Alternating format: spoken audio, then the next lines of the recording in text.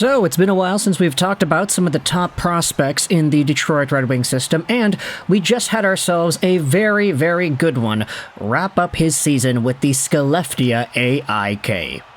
You could consider this a 1 year later video. I mean, he was drafted a year ago, and there isn't really any hockey to play from now until the end of the season. I guess there's the World Championships. We'll see if he makes the team. But today, we are going out there to Sweden and talking about the Red Wings' second first-round pick. Yeah, that's right, second first-round pick from the 2023 NHL Entry Draft. Today, we are talking about Axel Sandin Pellikka. But Lego, why aren't you going out there and making a video about the first-round pick? Well, because the guy's still playing, and I kind of want to wait till the dust settles before talking about him. But heading over to the guy who is second overall for the Wings draft class, he was taken 17th overall by Detroit in the 2023 draft with the New York Islanders proxy Vancouver first-round pick. And Axel Sandin Pellikka has been a very good player, 19 years old, 5'11", 181 right-handed defenseman who has just wrapped up his season with Skellefteå with a national championship. Yeah, that's right. The Skellefteå AIK just won themselves the SHL trophy, and ASP was a big part of that accomplishment. He had 18 points in 39 games played in the regular season, 10 goals, 8 assists, and in the postseason, he had 7 points in 14 games played. In fact, if you go over to the SHL Playoffs in its entirety, you'll see that Axel Sandin Pellikka was one of the top guys. He was a top 20 point producer in the tournament, and when it comes to just defenders, he was, I believe, second overall. Yeah, there you go. He was second in overall points with a pretty big tie, admittedly, with a few other guys. Henrik Tomarne is over here, too. He was a former Utica Comets and Vancouver Canucks guy, so I definitely remember him.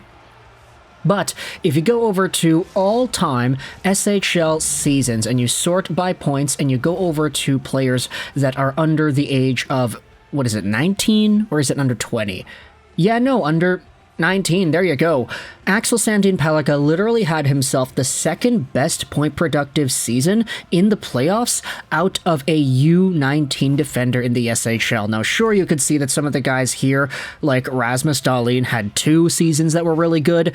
Jonas Brodin, a little bit further down, had the same thing. Erik Carlsson, you could see that Axel Sandin Pellikka actually produced more than Carlsson did, but you could say the same thing about a lot of guys here. Oh yeah, Sebastian Aho went out there and produced more points than Carlsson, but it is a very good list of names to be accompanied by. A whole bunch of NHLers already, Jacob Larsson, Erik Carlsson, Adam Larsson, Sebastian Aho, all the Suns and the other guys over here too. It's some very good company, and if Axel Sandin Pellikka is able to have some sort of an NHL impact in the same way as some of these guys have, then I think it's going to be pretty good. I mean, not saying Rasmus Dahlin caliber stuff, that's kind of unattainable for anybody, but if he could have some sort of a similar impact, like an Adam Larsson, for example, I know the playstyle is a lot different. Larsson's a lot more of a shot-blocking, physical, minutes-eating guy. Rasmus Dahlin is a lot more offensive. Sandin Pellikka is a lot more offensively leaning than an Adam Larsson is, for example, so maybe we'll see him produce a little bit differently, but just the fact that he's gone out there and produced this much is a great sign. His scouting report on Elite Prospects goes out there and talks about how he's an offensive defenseman with legitimate first-unit power play upside. His puck skills, playmaking, shot, and the ability to walk in an offensive blue line make him a credible scoring threat with the puck on his stick, as does his ability to process options and make plays at speed on the rush. The Swedish blue liner is an engaged defender, particularly stout between the blue lines and along the boards.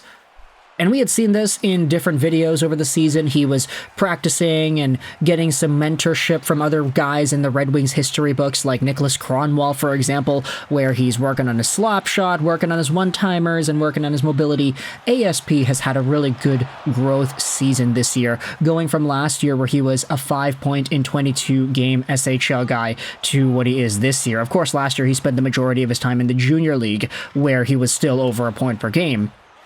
But if we go over to some of the other articles that are written about ASP, this is one from the Hockey News that I like a lot. Axel Sandin Pellikka has won the SHL Championship, adding on to a stellar U19 season that saw the defense prospect win the Defenseman of the Year award. Yeah, my goodness, we didn't even talk about that. But he was the MVP defenseman of all of the SHL this season, which is awesome to see. I mean, It's kind of like the Norris Award in the NHL, but given out instead to a guy here. Just taking a look at some of the other guys that have won this award in the past. I mean, not all of them are like super young, amazing prospects. I mean, you did have some guys, Nils Lundqvist, that were interesting to pay attention to. Erik Gustafsson is now an NHLer. Lawrence Pilut had his opportunities, but he never broke through. Henrik Tomarne is over here still. So Swedish Defenseman of the Year definitely is a great trophy, but I will say the resume and the list of guys who have won it in the past have not really become two amazing NHL players. Regardless, though, let's go back over to the article here on the Hockey News. The article talks about how he had missed the first 2 games of his series against Regula, but he came back and played just over 20 minutes each night in the final 3 games to close out the series in 5. And it gets even crazier when you take a look at what he did in the finals here. Take a look at this paragraph. Sandin Pellikka had a stellar Draft +1 season, and championship hardware only adds to that. He nearly broke a 21-point U19 season scoring record set by Victor Hedman back in 08-09, falling just short with 18 points. Sandin Pellikka scored 7 points in 14 playoff games, including an assist on the overtime winner of Game 4 in the championship series. He logged 25 minutes and 34 seconds that game. So, he has been very good and very utilized. His production is up there with some of the other Swedes of the past that happen to have been very good too.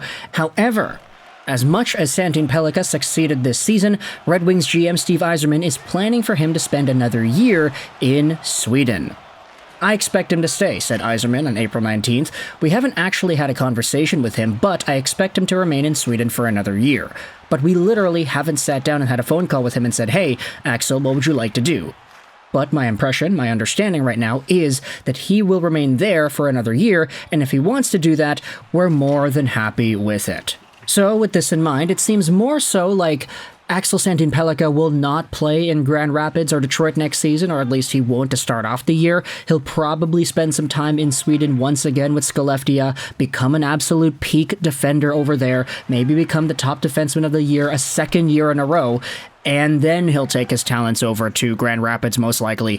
And that's okay too, because when you take a look at the Red Wings and what they have on their own decor, they have a lot of older guys, they have a lot of veteran guys that are filling in extra parts of this lineup. You have your younger defensemen, of course, your Simon Edvinssons and your Seiders, but giving these guys more time to develop has never been a bad thing. We saw this exact same thing happen with Seider when he was drafted. He played in Grand Rapids, then he played in Sweden, and then he went over to the NHL full-time. Simon Edvinsson spent some extra time too developing, so the Red Wings not rushing Axel Sandin Pellikka, I think, is a pretty good thing. We had seen, even with some of the other top defenders, usually taking 2 years after the draft is very appropriate for development. So even though Sandin Pellikka compares very well to other defensemen in the SHL's history books who have become NHL stars, giving this guy another year totally seems like an okay move. We'll see how many points he gets next year and whether or not he's able to take a full step forward in his offensive game.